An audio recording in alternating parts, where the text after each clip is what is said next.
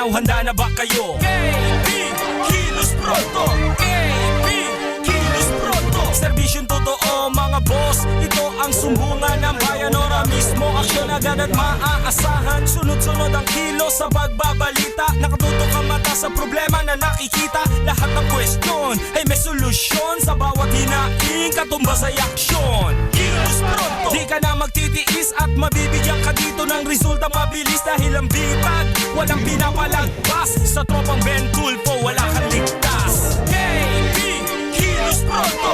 KB, kilos pronto. Ipaglalaban ng karapatan, problema'y matutugunan. Maraming katanungan dito ay masusolusyonan. Kilos pronto. Kakampi ng masa, humanda ang lahat. Sa bawat abusado, ito na ang katapat. Napakatibay na programa na inyong hinahangad. Walang patumpik-tumpik at kumikilos agad-agad. Kilos pronto. Ang ating sumbungan, madali lapitan at agarang kang matutulungan. Na kahit anong krimen, handa naming harapin. Basta hustisya'y makamit, lahat ay aming gagawin.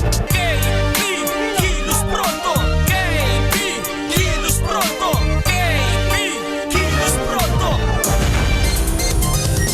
Magandang gabi, Luzon, Visayas, Mindanao, masugi ho natin overseas. Kumusta ho kayong lahat? Eto ho, diretso na ho tayo sa sala ho ng ating balitang katanungan.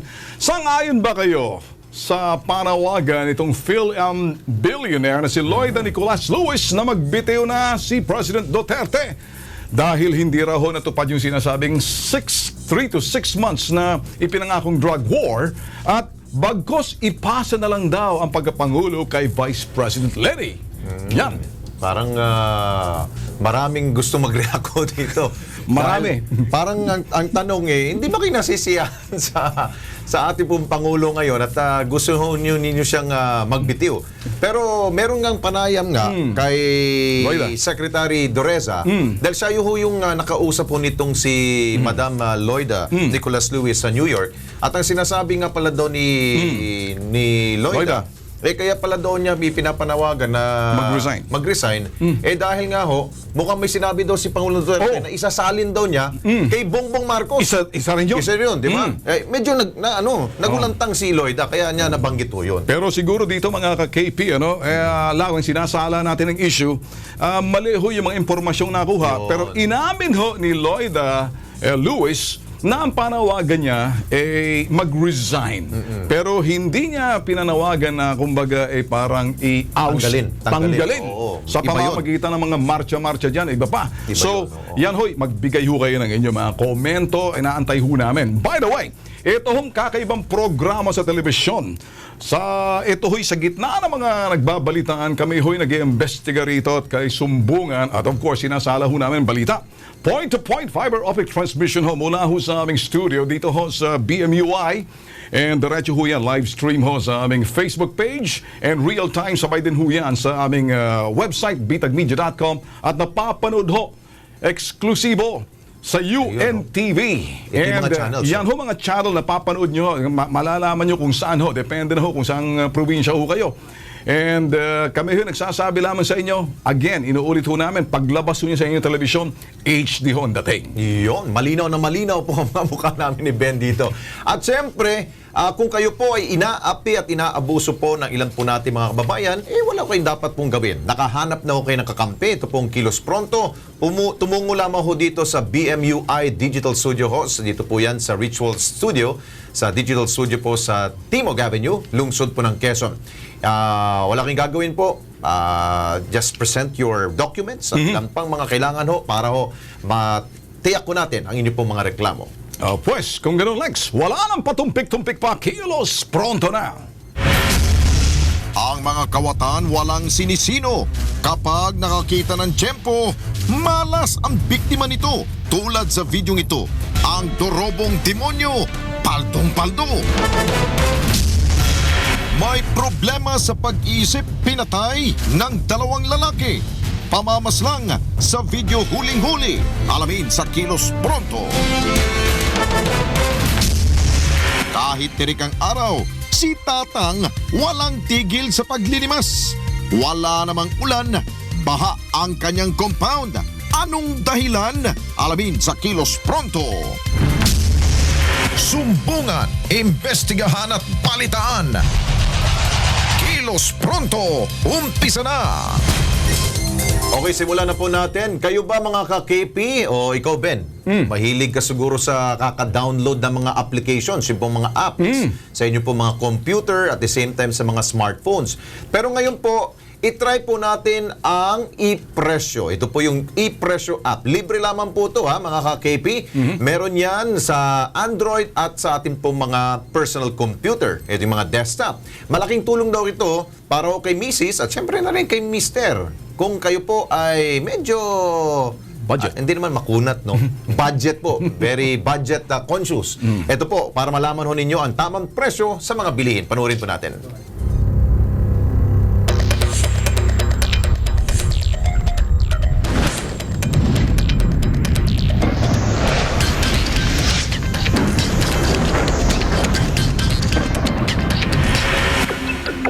Sa modernong panahon ngayon, parte na ng pang-araw-araw na buhay nating mga Pilipino ang paggamit sa mga computer at smartphones. Karamihan sa mga gawain natin napapadali sa tulong ng mga apps sa ating mga computer at telepono. Kaya naman, para makasabay sa nauusong teknolohiyang ito, inulunsad ng Department of Trade and Industry o DTI ang kanilang app na online price monitoring system. Binansagan nila itong iPresyo. Ayon sa DTI, ito ang magsisilbi niyong gabay when you buy. Pwede po ninyo ma-access yung mga presyo kung kayo pupunta doon sa tinatawag namin e-presyo. Sa app na ito, pwedeng masilip at i-monitor ng consumer ang presyo ng mga pangunahing bilihin kasama na ang mga suggested retail price o SRP ng mga basic at prime commodities sa merkado. Basta meron kayong computer o Android na smartphone, maaaring i-download ng libre ang iPresyo app mula sa Play Store. Sa computer naman, pwedeng i-click ang iPresyo sa website ng DTI. Ayon sa DTI, malaking tulong ang iPresyo sa consumer dahil kadalasan sa mismong palengke o tindahan nalalaman ang presyo ng basic commodities kaya nalaman ng gatas, kape, sardinas. Nakalista rin sa database ng iPresyo ang mga halaga ng queso de bola, fruit cocktail, creamer at pasta na kadalasang handa tuwing Noche Buena. Makikita ninyo doon kung ano ang pinakamababang presyo sa isang particular na goods sa isang lugar. Bukod dito, nakalista rin ang pinakamataas at prevailing prices ng produktong kailangan kaya pwedeng ikumpara ng consumer ang presyo sa kalapit na lugar at pamilihan. Kasulukuyang nasa 400 tindahan pa lamang sa Metro Manila ang kasali sa monitoring sa app na ito. Pero plano ng DTI na gawing nationwide ang sakop ng iPresyo. Samantala, inaayos pa ang para naman sa mga iOS users. Ay, maganda yan ha. At least makabagong teknolohiya ngayon, hindi ka na hihingi na listahan o yung matrix dun pa sa DTI. At least nasa hawak na ho ninyo, nasa harapan na ho ninyo through cellphone or desktop. Through cellphone or desktop doon sa sinasabing internet. Yeah. Ito naman, Lex, diretso tayo rito sa sinasabing kahalagahan ng CCTV. Subalit ang CCTV nandyan, hindi kinikilala ng ibang mga kawatan. Yun. Tulad nitong isang lalaking nagnanakaw sa restaurant sa tanghaling tapat na medyo natutulog yung mga tawag dito, mga workers at tinempohan niya.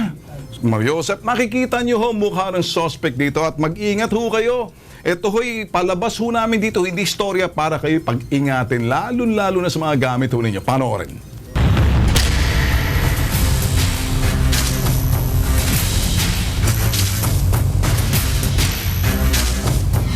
Walang pinipiling oras, panahon ng magnanakaw. Wala nang pinipiling oras sa mga kawatan, gabi man o umaga, basta may oportunidad, bumibira.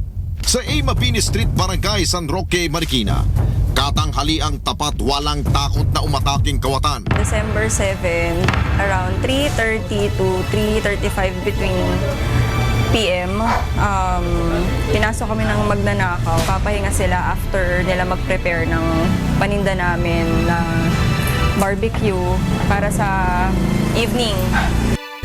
Ihawan at kainan sa gabi, kung kaya't matapos ihanda ang mga paninda sa umaga, nagpapahinga ang mga trabahador ni Jennifer habang inaantay ang pagbubukas ng tindahan. Siguro napag-aralan nila yung oras ng pahinga nila, tapos yung talagang tulog nila na wala talagang nakakaalam na or makakita ng mga mangyayari. Sa kuha ng CCTV, makikita ang lalaking ito na may kausap sa telepono. Palingon-lingon at tila may iniispatan. Pumasok na siya sa gate at tila may hinahanap. Ilang sandali pa, may dinampot na siya. Hindi pa nakontento, nilapitan ng isa sa trabahador na natutulog at mabilis na sinikwat ang cellular phone na nasa gawing ulunan nito. Matapos na mangulimbat, mabilis siyang lumabas at tumalilis. Formado siya eh, hindi mo akalaing magnanakaw. Malakas ang loob niya, nako. Kahit pa paano naman, puro lalaki naman yung mga nandito, 3 pa. Meron pa akong kasama dun sa loob na isa. Sanay magnakaw. 2 telepono at cash ang natangay ng kawatan na nagkakalaga ng humigit kumulang 50,000 piso. Sa lugar na ito, lumaki si Jennifer at ayon sa kanya, hindi pamilyar sa kanyang suspect. Since naman dito na ako lumaki eh, hindi siya taga rito. Parang palagay ko dayo siya. Ganun pa man, ang 4 na kanto ng kanyang muka, walang kawala sa CCTV. Pagmasdan mabuti ang itsura ng suspect.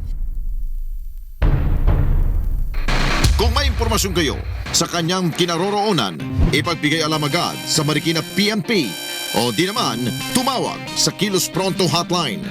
Paalala ng Kilos Pronto lalo na ngayong panahon ng Kapaskuhan, maging alerto at mapagmatsyag dahil ang mga kawatan inaantay lamang na ikay matsyempuhan. Magaling.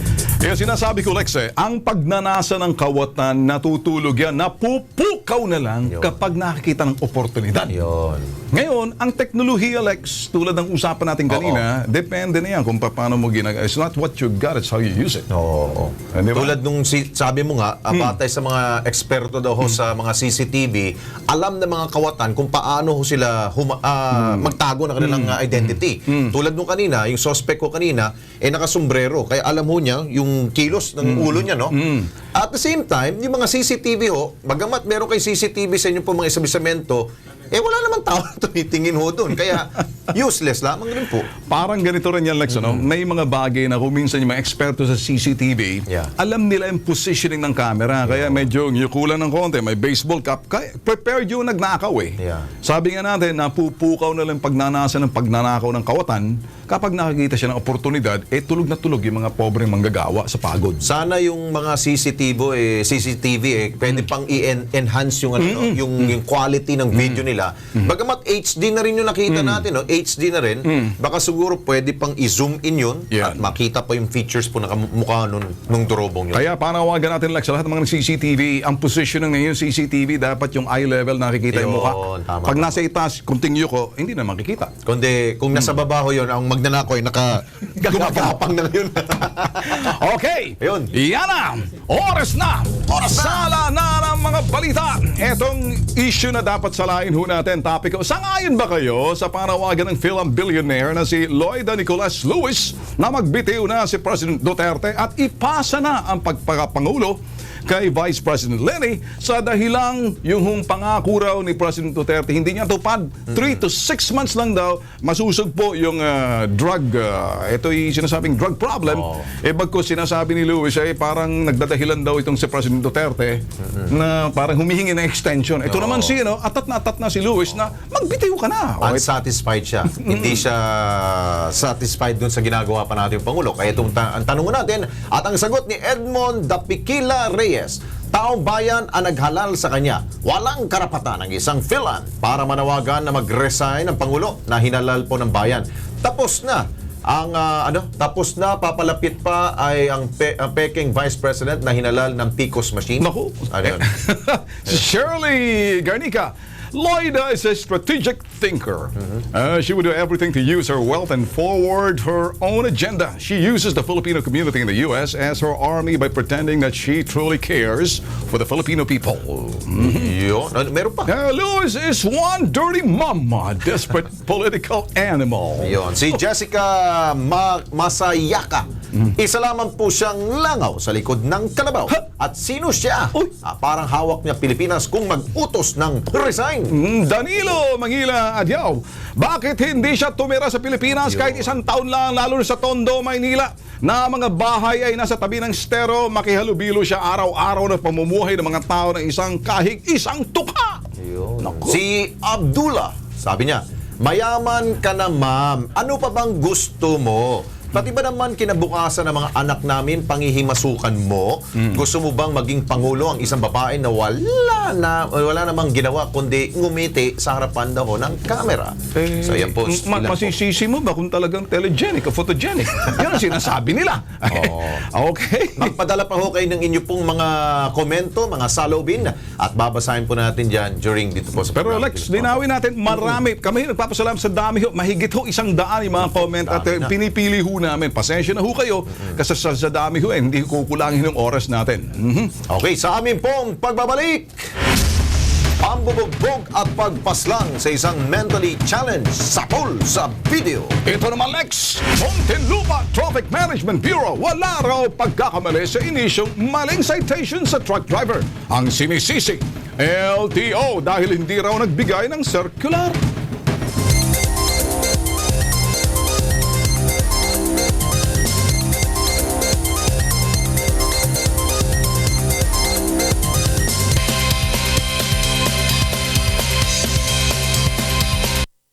Okay, nagbabalik po ang Kilos Pronto.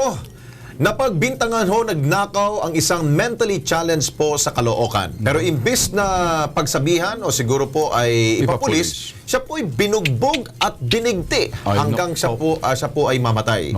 Ang kanya po masaklap na pinagdaanan, nasa pulpo, lahat po yan sa CCTV. Panoorin po natin.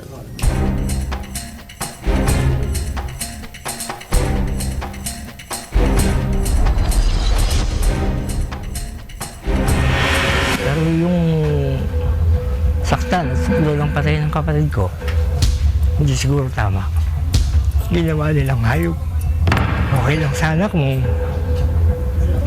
sinaktan din sila eh. Sana sinaktan din lang nila.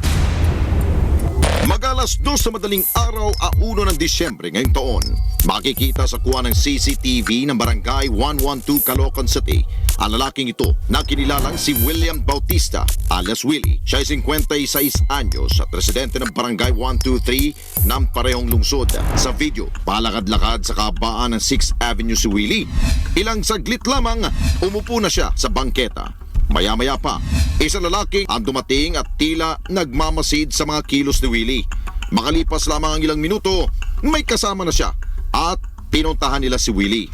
Sa video makikita na nag-uusap ng tatlo nang biglang sinundan ng pananampal, pananadyak at panunutok sa kaawa-awang si Willie. Nakatakbo si Willie sa kanilang pananakit pero muli nilang naabutan si Willie at muling ginulpi. Sa mga sumunod na kuha ng CCTV, ang lalaking nakasumbrero na lamang ang kasama ni Willie. Pero nakatali ng leeg ni Willie habang hawak-hawak na lalaking nakasumbrero ang dulo ng tali. O palakad ang dalawa papuntang kanto ng B. Serrano Street at 6th Avenue. Sa ibang kuha ng video na CCTV, mapapansin ang pag-uga ng punong ito. Ilang sandali lamang ay natigil ang katakatakang paggalaw ng puno. Dito na muling nasilayan ng lalaki na una na nakitang sinasaktan si Willie. Ngunit mapapansin na hindi na nito kasama ang biktima. Ang misteryosong pagkawala ni Willie, sinundan ng pagkakatagpo ng malamig niyang bangkay sa naturang lugar. Ayon sa resulta ng post-mortem examination na isinagawa sa labi ni Willie, asphyxia by neck ligature o pagkakasakal gamit ang isang bagay ang ikinamatay nito. Talagang hindi ko maipaliwanag pero dapat sana kung ano sana nangyari sa kapatid ko, dapat mangyari din sa kanila. Pero ayokong ilagay sa kamay ko mga batas. Dahil may takot ako sa Diyos. Mas hindi raw matanggap ng pamilya ang sinapit ni Willie dahil alam naman daw sa kanilang lugar na may sakit sa pag-iisip ang biktima. Kuya Willie is the eldest. Siya ang pinakamatanda sa magkakapatid. Bali, simula sa pagkabataan niya, medyo nagkaroon siya ng depression sa pag-iisip. Gawa ng yung bisyo niya. So, ang naging way ng buhay niya, kalsada, yun, kalabit pengi. Pero kahit ganun, hindi siya mahilig malakit ng tao. Meron sigurong time na pag sinusumbong siya, pero hindi naman siguro umaabot sa sakdo lang gusto niya talagang manakit. Matagal na raw palaboy-laboy si Willie at kailanman daw ay hindi ito naging problema sa lugar. Matagal na, pero hindi mo masasabing pinabayaan namin siya. Hindi naman namin kasi pwedeng gawin yung ginagawa ng iba na ikadena siya. Saka hindi naman siya talaga nananakit eh. Ilang beses pa rin namin siyang dinala sa Mandaluyong, National Center for Mental Health. Meron pang ipinarehab namin yan para gumaling lang. Pero ang ganda lang ang kaya namin. Wala naman kami sapat na kayamanan para talagang matustusan yung kung ano man ang pangangailangan niya para gumaling siya. Sa abot ng aming makakaya, hindi mo masasabing pinabayaan namin siya. Hindi naman alam naman record dito sa amin yan. Nakaw or ano, wala. Okay naman yung bata niya, yung tao na yan.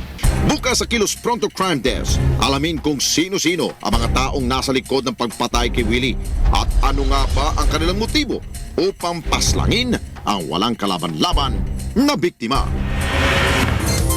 Grabe itong ginawa, Ben. Parang lumalabas sila ang may sira sa ulo, itong mga suspect na ito. Pinatulan nila itong may kapansanan.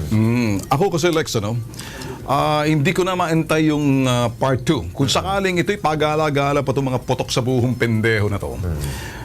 Siguro sa CCTV makikilala sa lugar kung sino itong mga kumag na to. Tagaan nyo sa bato. Pag isa lang nahuli sa inyo, bibisitahin ko kayo sa presinto ko. Anong ginawa nyo? Hindi ko na sasabihin. Tatalikod na lang ang pulis pag ako pumasok.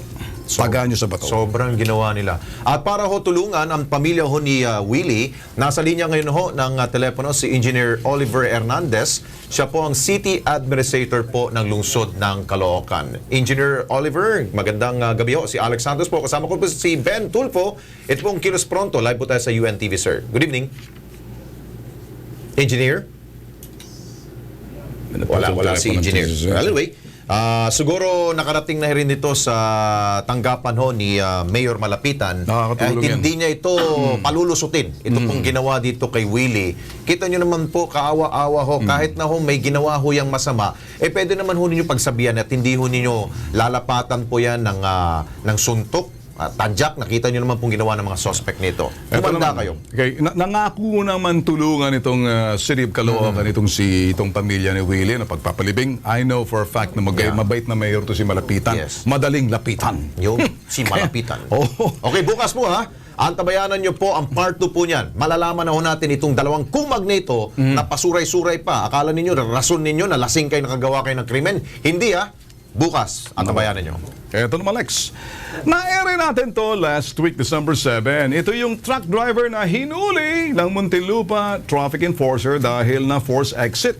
Nato din ang minamaneho niyang dahil ipinakita niya walang lisensya sa traffic enforcer ay pinagkamali ang peke dahil yung tawag dito. Ito lang, parang Resibo certification lang. Kaya lang sinabi mismo ng LTO, lihitimo yung temporary driver license kasi may problema na talaga sa LTO. Kasama natin ngayon bumalik itong si John Ray Bugatan. Ano bang problema talaga? Bakit nandito ka uli? Akala natin okay na ano bang nangyari? Kasi nung sir, pinapunta ko doon sa opisina nila. Nung pagbigay ko nung galing dito na papel, ang nakausap sa akin yung babae, hindi si Sir Castro. Kasi Sir Castro daw may sila, yung may ginawa. May ginawa. Tapos yung babae ang nakiusap sa akin. Tapos hindi alam ng babae. Sabi ng babae, naiiwan mo lang daw yan sa akin yung ano mo. Kasi wala dito si Mr. Castro. Sabi ko, ma'am, di siguro ma'am kasi ang ano ni Mr. Castro, tinawagan mo yung kagabi na pinapapunta lang ako dito. So alam niya na. So anong ginawa nila? So ang ginawa nila, sir, inano pa rin kasi daw pumunta ka na ba dito, 'di ba? Alam mo naman talaga yung lisensya mo talaga may problema talaga dahil yung babae. Okay. Yung Tapos tumawag na naman ako dito kay Sir Alex yung tumawag sa LTO. Pinapunta talaga ako ng LTO, ito na talaga ang dala ko galing. Pinakita mo yan sa LTO. Ang galing na. Circular nila. Okay. Ang galing na So, talaga sa LTO yan. Ano sinabi na? O ngayon, pinakita mo ron sa Muntinlupa yan. Yung bumalik na ako doon, Oh. mag-alas 5 na, kinuha lang nila yung Xerox niyan doon. Okay. Tapos, inanuhan pa ako ng babae na baka hindi daw alam daw ng bitag daw na binayaran mo na lahat yung ano mo dito sa ano. Hindi ko nung madali ko nung pag-release daw ng pera o pagbalik sa iyo pag ano yung pag-refund sa iyo kasi marami pang dadaanan yan. Sabi ko, ma'am, ibibigyan ka na sana ako nung kanina ng 1,000 dahil tatanggalin yung driving without license mo. Ma'am, yung driving without license, ma'am, ibalik niyo sa akin yung 1,000. Yung sa towing, ma'am, dapat na ibalik pa din sa akin kasi hindi matutuo yung sasakyan ko, ma'am, kung hindi nilagyan nyo yung driving without license. Kasi ang sabi ng traffic, i-impound yung sasakyan ko. Yung sasakyan ko, ma'am, walang sira. Siguro yung sasakyan ko, pwede naman siguro dalhin doon sa impounding area na patakbuhin lang kung mag-i-escort Okay, lang. ganito. Para wag na humaba. At simple lang ang reklamo mo kasi baka pilalawak natin. Sinabi nila, mare-refund mo, kaya lang medyo mahabang proseso. Kayo nagmamadali. Ako naman sasabihin ko sa iyo, medyo dyan, tutulungan ka namin. Pero hindi mo pwede makus pag mamadali. Ngayon, ito yung sinasabing dahilan ng problema at epekto ng problema. Okay, ang dahilan ng problema talaga ay kay pumasok doon sa sinasabing lugar na dapat hindi mo pinasukan, either na force exit ka. Ngayon, dahil nakapasok ka roon, malas mo naman na medyo hindi nagkaintindihan yung lisensya mo, wala pa talaga at resibo pa lang kasi hindi lang pinaniwalaan. Ngayon, tinatanggap nila yon. Huwag mong isisisi sa kanila na pagpasok mo roon at hindi ka sana na to kung nakita yung lisensya mo. Kasi kung nakita ang lisensya mo, bibigyan ka pa rin ng ticket. Okay? Pareho lang yon. Etong sinasabi mo sa akin, medyo pakikiusapan namin, hindi kami pwede magsisino. Di ba? Napakikiusapan namin sa towing mo. Pero doon sa lisensya mo na pinataw nila 2,000, i-refund sa'yo, refund. Kasi kung tutusin, ako'y tuturin natin na mali. Hindi ka sana nabigyan ng ticket kung hindi ka pumasok doon sa lugar na yun kasi talagang bawal. Medyo naging epekto ng problema, nakita yung pinapresenta mo, certificate lang o resibo lang yan at hindi pa talaga lisensya. Ngayon, inaamin nila yon. Medyo matatagalan ng konti. Mag-antay tayo, ha? Okay, pasok ka na sa amin. Ayaw rin naman namin isipin ng mga tao, sa Lex, di ba? Na parang kinukonsente rin namin ng mali. Okay? Kasi pag ikay, tumayo pa kami sa iyo, ginawa na namin yung mali nila na hindi nila makilala yung peke at totoo, inayos na natin, wag naman yung pagkakamali mo, doon medyo makikiusap tayo. At hindi natin pwedeng ipagpipilitan. Kasi kung pipilitan natin, isipin mo na kung lahat na lang driver, ganyan ang iniisip, walang pag-aamin ng pagkakamali, nagkamali ka rin. Di ba? Okay? So relax ka lang, gagawa tayo ng paraan dyan, makikiusap tayo. Yes, sir. Huwag nating daanin sa porket kilos pronto, kami tumutulong kung talaga nasa lugar ka. Pero dito, sinasabi natin, may mali ka rin. Ngayon, makikiusap kami para sa iyo. Okay? Titingnan natin. Kung hindi lang tayo bibigay sa atin, huwag natin pipilitin. Bagkus ang makukuha mo doon na sa maling tingin nila na ang lisensya mo ay peke, na hindi naman.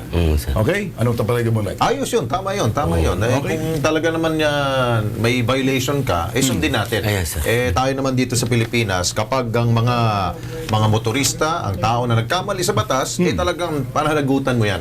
Total, sinabi naman ng LTO, totoo ang lisensya mo. At dyan naman, kung anong pagkukulang nila, ibabawas doon.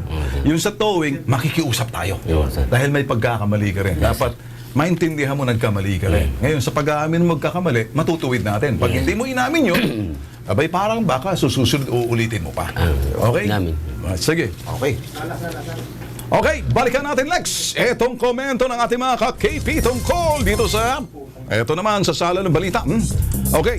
Sang-ayon ba kayo sa panawagan ng Philippine billionaire na si Lloyd Nicolas Lewis na magbitiw si President Duterte dahil doon hindi raw natupad yung sinasabing 3 to 6 months susugpoy ng problema sa droga at ipasa na lang daw ang pagkapangulo kay Vice President Lenny? Ayun. Okay, ito yung mga comment nila. Okay, sabi ho ni Juvenal SG, Lenny doesn't even know what to do as had si chair and didn't accomplish any in her 5 months. How much more the whole Philippines with a lot of problems in drugs, terrorism, corruption, poverty? Anong gagawin niya? Question mark. Si Mark Penamora, ibigay na lang niya sa masang Pilipinong kanyang salapi at mga ari-arian para magkaroon ng karapatang manawagan ng ganyan. Yun. Si Elmar Bayaras, gusto niya kasi magkaroon siya ng control sa Pilipinas kung si VP ang presidente. Okay, ito si Joey Nubla. Ano bang pakialam ni Luis sa politika ng Pilipinas? Doon siya nanirahan at citizen siya ng USA. Yun. Si X-Riz Ching. Naku po. Pangalan ito. May sinabi ho siya na ano gagawin. Nakakapangasawa lang ng milyonaryo. Kala mo naman kung sinong powerful na siya. Yun. Alam mo na yun, hindi mabasa ni Alex yung sinasabing bawal ng basahin kasi parang kung ayaw niya magbigti, bakit natin pipilitin? Yun lang ito. Okay. Okay, samantala, para sa mga gustong magsumbong at magreklamo po sa Kilos Pronto, 24/7 pong bukas po ang aming pong website. Wala ko kayong gagawin, kundi mag-type po www.facebook.com/kilospronto at mag-iwan po na inyo pong mensahe. Huwag po kalimutan ang inyo pong contact number. Tatawagan po kayo ng aming pong mga team. Susunod sa Kilos Pronto, pagbaha sa isang compound sa Malabon City, imbes na solusyonan, lalong lumala matapos mag-repair ng DPWH. Abay, bakit nagkaganon? At sa totoo, ina ng tahanan na hindi na magampanan ang kanyang pong mga gawain sa bahay, nakahanap ng kaginawaan sa isa pong herbal supplement. Okay.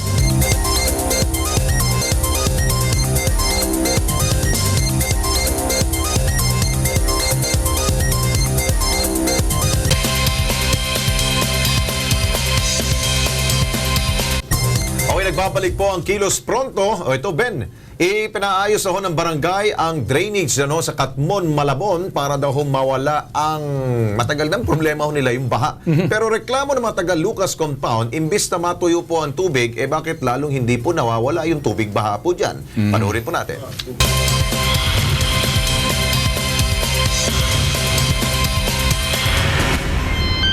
Nabutan ng Kilos Pronto team ang 69 anyos na si Leopoldo de la Cruz na abalang-abala sa pagwawalis sa labas ng kanilang tahanan.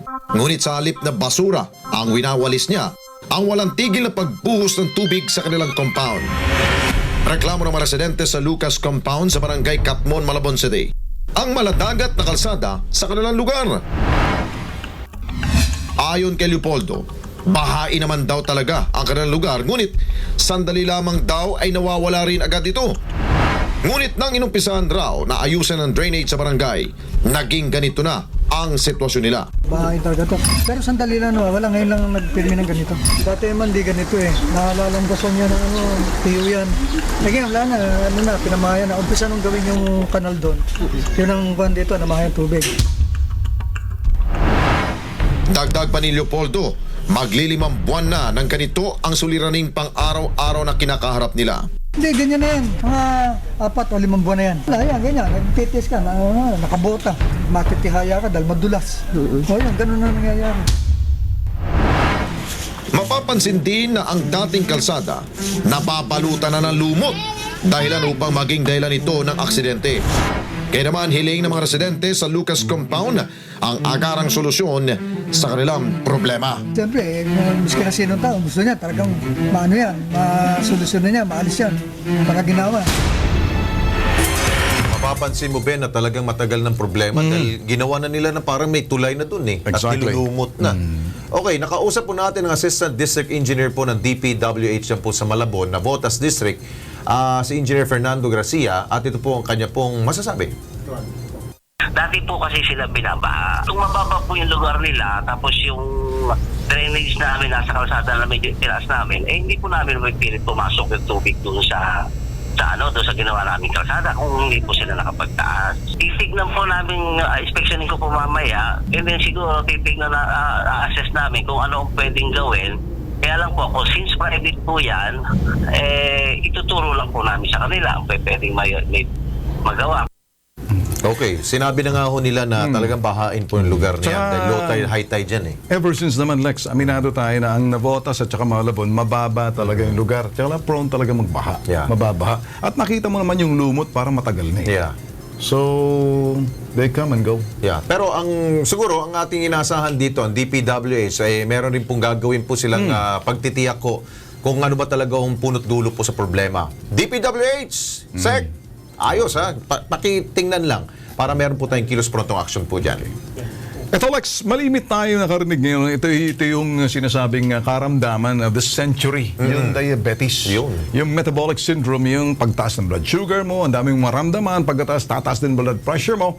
Isa ritong ginang na hindi halos makatayo. Ang pangalan niya si Irene Castillo, 52 years old. At hindi na magampan ang kanyang gawaing bahay. Mga ganitong klaseng karamdaman, mga KP, kung minsan nawawalan ka ng pag-asa sa buhay. Kung minsan nga, naisip nga nito kung anong gawin sa kanyang buhay na eh. Ganun talaga. When you're desperate, ayun, dahil hindi ka na makalakad, thinking na talagang masahol na. Pero nung sinubukan niyang uminom ho ng King's Herbal, eto ho, nakalakad na at panoorin.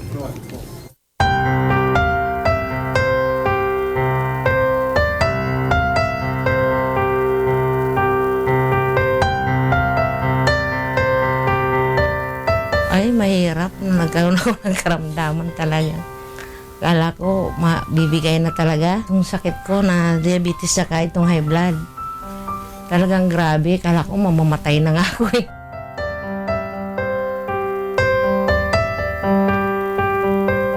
Hindi talaga ako nakakalakad. Minsan dinala din ako sa Fairview Hospital, dinala ko ng kumari ko. Dito lang ako, nakahiga lang ako dyan. Ako lang mag-isa.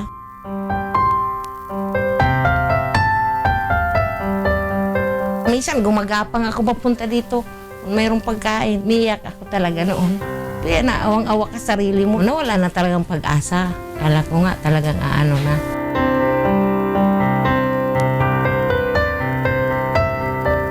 Nung makainom ako ng King's Herbal, gumandagan ang pakiramdam ko. Hanggang sa tinuloy-tuloy ko pag-inom.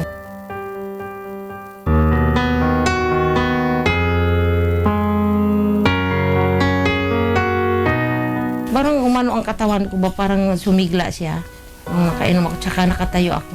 Nung gumanda ang pakiramdam ko noon.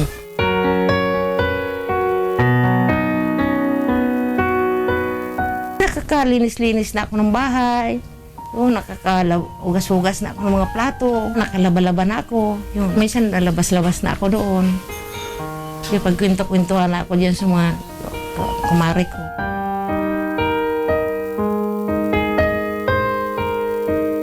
Masaya na ako noon, nakakalabas-labas na ako na maganda ng pakiramdam. Nakakita talaga ako ng pag-asa. Bumalik na yung dati ko talagang sigla na. Pirado na talaga ako gumawa araw-araw. Pagdilat ko lang ng mata ko. Yan agad, malaki talagang tulong. Pag inom ko ng King's Herbal.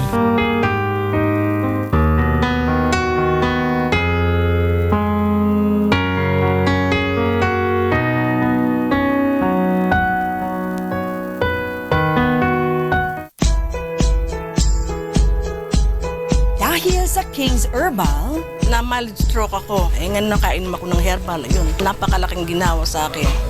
Hindi po normal yung creatinine, saka yung hemoglobin. Dialysis po kagad. May nagbalita po binigay niya po sa akin King's Herbal po. Marami din pagbabago. Malaki po kasi yung sinigla ng katawan ko. Sinunod-sunod yung test ko, doon ako nag-positive sa bone marrow cancer. Wala na akong pag-asang buhay noon. Nung na-try ko yung supplement na King's Herbal, naging normal lahat.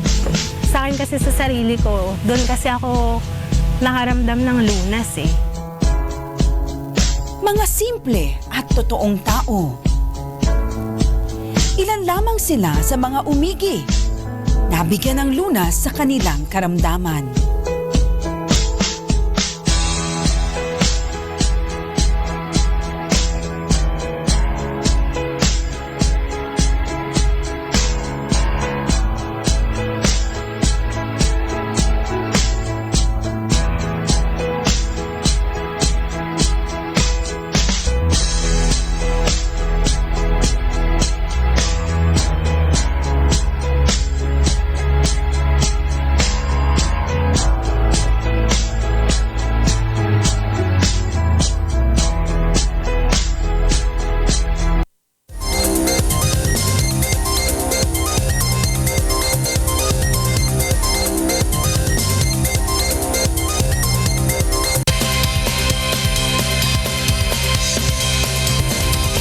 Okay, nagbabalik po ang Kilos Pronto.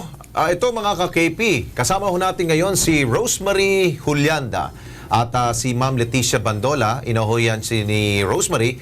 Alam niyo ho, ito pong si Rosemary po ay isa pong domestic helper dyan po sa bansang Kuwait. Siya po'y binugbog po ng kanya pong among Kuwaiti dyan po sa Jara, Kuwait. December 7 po ay nag-post po itong si Rosemary na kanya pong video na humihingi po siya ng tulong po sa ating pong mga kababayan, lalong-lalo na po sa ating pong gobyerno. Pinagbintangan po kasi ho siyang pinaiyak niya raw ho yung anak ko ng kanyang amo. Anong ginawa ho sa kanya ng amo? Ito ho, pinagtatadyakan ho siya, sampalin, pinagsusuntok, at kaya nagkaroon po siya ng mga pasaho sa kanyang kamay, sa braso, muka. At ito po, si Rosemary, makikita ho ninyo. Tanan! Yun! Nagbabalik na ho ang ating pong kababayan si Rosemary. At Rosemary, anong feeling at nandito ka na sa ating bansang walang nagugulping Kuwaiti? Siyempre po, masaya. Kasi, kahit paano ba, dito na po ako magpapasko. Oo, alam natin na Rosemary, yung buhay ng ating pong mga kababayan dyan bilang domestic helper, talagang, alam mo, yung minsan, wala ka namang ginagawang masama, ikaw ay pinag-iinitan ka pa ng amo. Ano bang rason ba? Bakit? Ano ba yung sinasabi? Pinaiyak mo daw yung anak na amo? Kasi po yung alaga ko po kasi, pagka binihisan ko po yun, gusto po nun agad-agad aalis. Oo. So pag hindi po siya kaagad makaalis, talagang iiyak at iiyak po yun. Okay. Tapos nagkataon po na nung umiiyak po siya, dumating yung tatay. Oo. Tapos yun po, nung pumasok po dun sa room ng bata, na nakikitang umiiyak. Pero po, kung malayo po ako dun sa bata, talagang hindi ko po siya sinaktan. Pati once na to nangyari at ganun ang galit ng amo mo, no? Tapos po, yun, nagulat lang po talaga ako na bigla-bigla lang po na sampal, suntok. Ano. Ngayong Rosemary, nakabalik ka na ng bansa. Pinag-iisipan mo ba na bumalik pa rin na bilang domestic helper? Babalik ka ng Kuwait? Hindi na po siguro. Kasi Ano ba yung Rosemary kung may pasa ka ba ba? Meron pa? nandiyan pa rin po yun. Yan pala talagang grabe po lang pinagagawa sa'yo, no? Tsaka meron pa po ako niyan dito. Meron ka pa dyan? Ano, suntok yan? Suntok po kasi nung sinuntok po ako sa tiyan, tapos gumanon po ako, tapos yung kamay niya po, umaritso po sa hita ko. Ayun sa braso. Tapos, Pakitingin nga sa braso mo. Suntok rin yan. Opo. Ano yan? Ilang araw niyan? Ano na po, kasi 6 nangyari po. December 6. December 6. Ano po, December 6 po. Masakit pa rin yan, ano? Ngayon po, medyo hindi na po masyado. Ngayon po, ito na lang po yung sa tenga ko. Sa tainga mo. Kumusta Kasi naman yung tainga mo? Hindi pa po rin nakakarinig yung kabila akong tenga. Ay, nako. Ayun. Ganun pa man, at least nakikita nga namin yung anak mo rito, Lex, hindi ba? Oo. Pero siguro, Lex, pasalamat tayo sa OWA na tumulong dito. Ha? Siguro, Rosemary, pagkakataon mo ng panawagan at magpasalamat sa OWA. Opo. Unang-una po, nagpapasalamat po ako sa Panginoong Diyos kasi po alam ko po hindi po niya ako pinabayaan. At pangalawa po sa Bitag Kilos Pronto kasi po sa agarang aksyon po. Tapos po, sa UWA, lalo na po kay Ma'am... Yan, sige. Sige, kung ano yung pangalan, basahin mo. Kay Silvestre Bello po at Secretary. Department of Labor po, tapos OWA Administrator Hans Kakdak po, Attorney Eds, tsaka po kay Ma'am Yoli Peñaranda sa OWA po. Maraming salamat po sa inyo, Ma'am. Saludo po ako sa mga tulong na ginawa niyo po sa akin. Very good. Tapos po, dito po sa nagpapasalamat po ako sa inyo, Sir Alex Santos, kay Sir Idol Bentol po, at saka po kay kay Sir Bernard din po. Billy si Kasi Burns. po, opo. Eh, kita mo, maporma na ngayon yan. Corporate ng attire. Opo. O si Mami, Tapos- anong payo ho niyo sa inyong anak ko? Maalisin pa ba ninyo?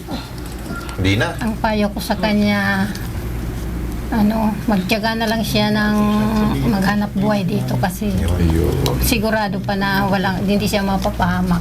Okay. At least masayang Pasko, kompleto kayo. Po, salamat po. At nagpapasalamat ako doon sa anak niyang bunso na Po, grabe po. Ano niya sa... di siya matahimik hanggat di matulungan yung mama niya. Okay. Thank you, Rosemary at Nanay. Thank you po. Salamat sa pagtiwala mo Isa sa po Kilos Pronto. salamat din po sige. ako sa ano po, sa kahit pa paano po,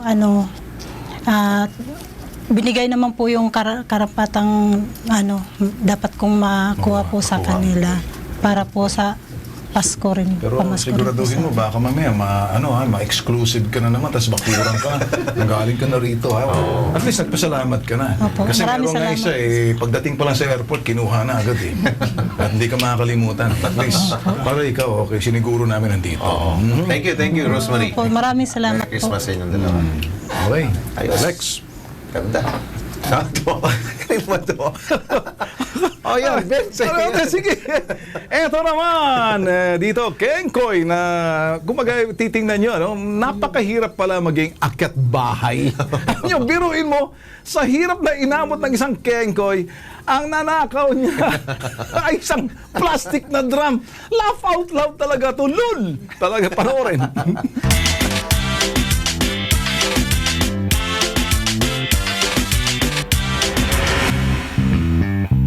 May mga kawatan na gagawin lahat ng paraan para ikaw ay mapagnakawan kahit na sila'y magmukhang katatawanan. Tulad na lamang na lalaking ito nang maispatan ang kanyang maisprikitik pagmasdan kung paano niya pinitik.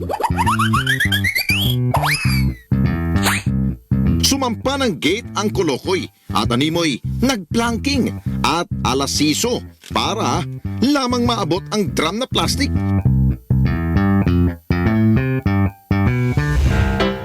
Matapos niya itong matangay, mabilis na siyang nag-goodbye. Hoy, Kengkoy! Na namimitik, itigil mo na ang pagiging sweetik. Baka minsan kang matsyempuhan. 3 lamang ang iyong babagsakan, ospital, libingan, o di kaya kulungan.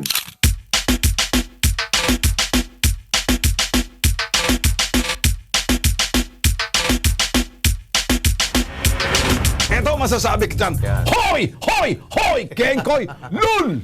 Laugh out loud ang ibig sabihin. No? Saan niya kaya gagamitin yung yung Ay, drum na titindan yun? niya, kahit na paano, kung ano may 200 din yun. Tumulong ka doon sa Malabon, no? Mag-igib ka ng tubig doon para kuha lang Okay. yung tubig doon. Ayan. Okay, ito. Sa ating pong opinion ng ating pong mga KP, sangayon ba kayo sa panawagan po ng Philippine billionaire na si Lloyd Nicolas Lewis na magbitiw na daw ho si Pangulong Duterte at ipasa na lang po sa pagkapuno kay VP Lenny. Sabi ho ni Alvin Yuan Edulan, ang laki kasi ng binitawan niyang pera sa Liberal Party nung eleksyon. Natalo. Namomroblema kung paano mabalik yung ginastos niya. Kaya pilit sinusulong patalsigin si Duterte para si Lenny raw ang maging Pangulo. Si Paulo Azares, yan ang mga sabi ng mga desperado, walang alam at banjing-banjing mga tao. Mahirap maging isang pinuno ng isang bansa. At tandaan niyo yan, bansang pinagmulan mo nga at di mo matulungan, at tapos magpapaalis ka pa. Marami to, Lex, ano? Ito si Mary Grace Kinit. Di naman siya taga-Pinas. Anong pakialam niya kahit pa bilyonarya kung wala naman siya na tutulong ni isang mahirap na Pinoy, sino ba siya na binabastos ang Pangulo? Maraming galit talaga siya. Well, yan ang isang oras ng mabilisang pag-aksyon sa inyong mga reklamo at sumbong. Ako si Ben Tulfo. Ako naman po si Alex Santos. Hanggang bukas, mga ka-KP, sama po nating tiktikan at subaybayan ang bawat isyong kailangan po nating imbestigahan. Dahil higit sa sumbungan, imbestigahan at balitaan, dapat kilos pronto!